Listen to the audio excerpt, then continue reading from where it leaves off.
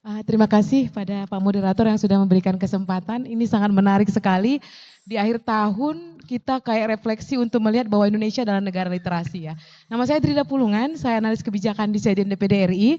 Disitulah letak legislasi dan konstitusi sering dipertaruhkan ya. Namun yang menarik Pak, saya tadi ada melihat sekilas di sini ada buku tentang ilmu lingkungan ya, hukum lingkungan ya. Sangat ini banget, sangat up to date dengan kejadian sekarang di mana ada bencana dan bagaimana mekanisme. Kebetulan saya adalah tim dari RUU Manajemen Perubahan Iklim, Pak, dan baru pulang dari COP30 Brazil sebagai delegasi RI dengan melibatkan suara anak muda di forum KTT Iklim Dunia.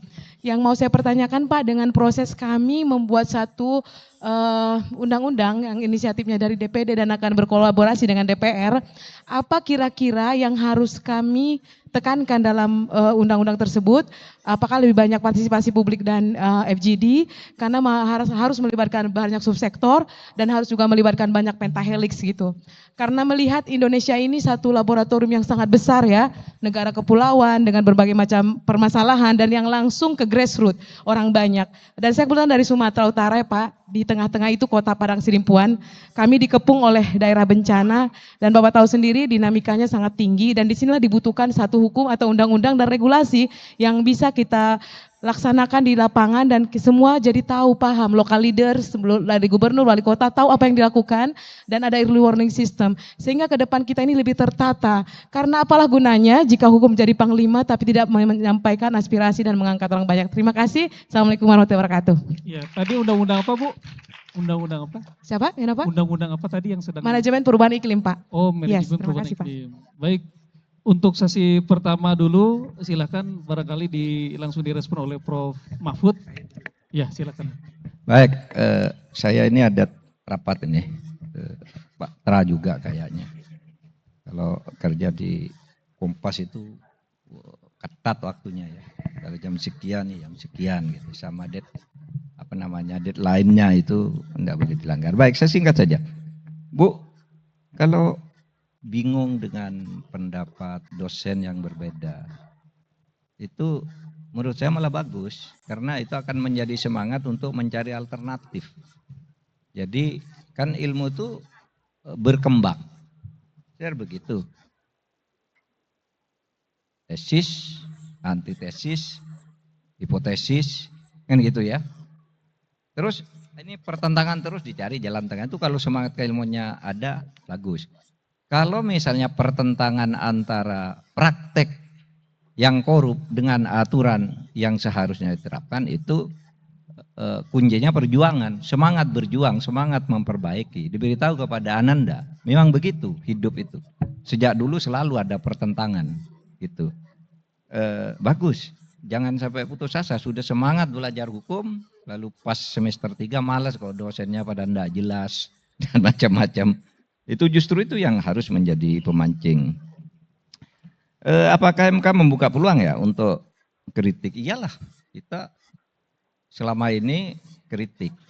Ada cara mencintai MK itu berbeda. Misalnya saya dengan Pak Aswanto agak berbeda caranya. Kalau MK rusak, saya dobrak dari dalam. Itu sebabnya dulu saya sampai mengantar suatu proses di mana hakim terpaksa berhenti di tengah jalan. Karena bagi saya enggak boleh. Enggak boleh dirahasiakan. Saya panggil Pak Bagir Manantuh, ada kasus tolong dinilai ini secara etik. Salah. Saya panggil Adnan Buyung, salah. Ya kita minta mau berhenti atau mundur, mundur. Karena kecintaan saya kepada institusi itu harus dengan tindakan tegas. Gitu. Pak Aswanto kalau diserang, MK diserang, hatinya tersinggung, terluka. Nah ketika Pak Aswanto ini diberhentikan mendadak, kami marah yang di luar. Datang kami ke MK, tanya nih, Ketua MK, mantan hakim, kumpulkan, salah Anda mendolimi Aswanto. Nggak terima kita, harus ditindak.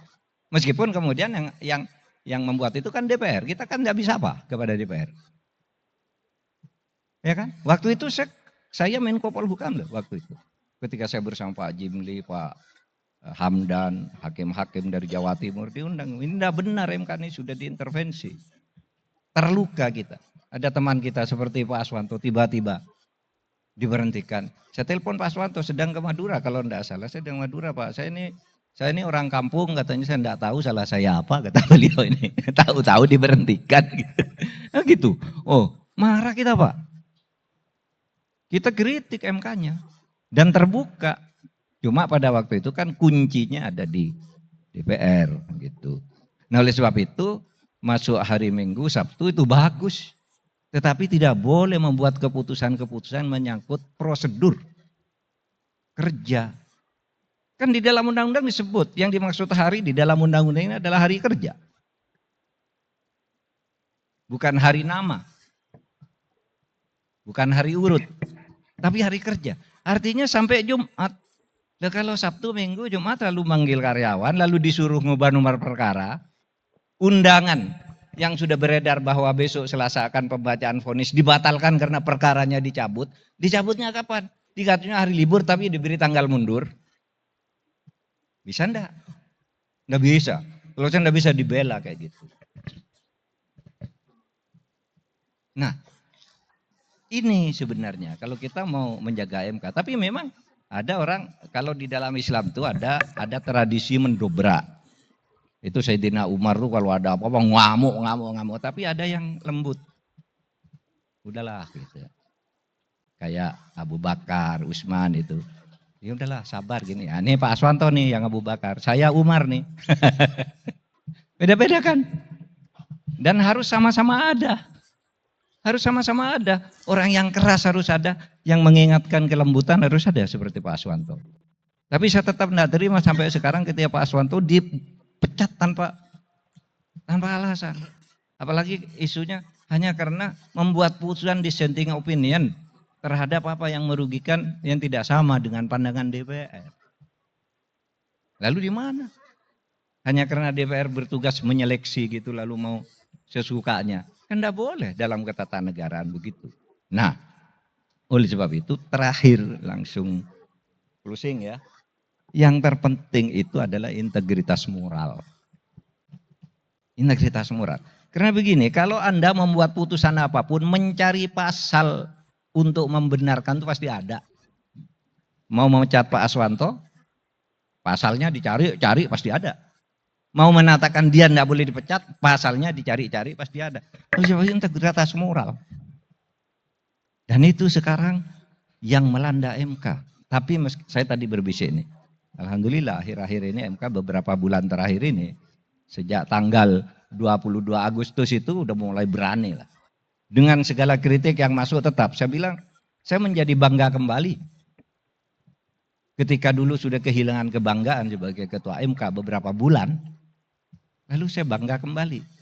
MK ternyata bisa begitu sekarang. Dan sekarang bagus. Titip Pak Insentus ya, agar MK dijaga nih marwahnya. Kepada hakim-hakim MK juga, di situ ada Pak Palguna yang mengawasi, Pak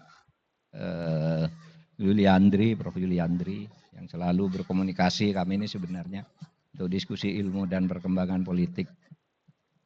Saya kira sekian, saya minta maaf tidak bisa terus karena saya ada rapat sekarang dekat sini di Setnek. Terima kasih. Assalamualaikum warahmatullahi wabarakatuh. Terima kasih Prof. Mahfud MD, kita berikan aplaus untuk beliau.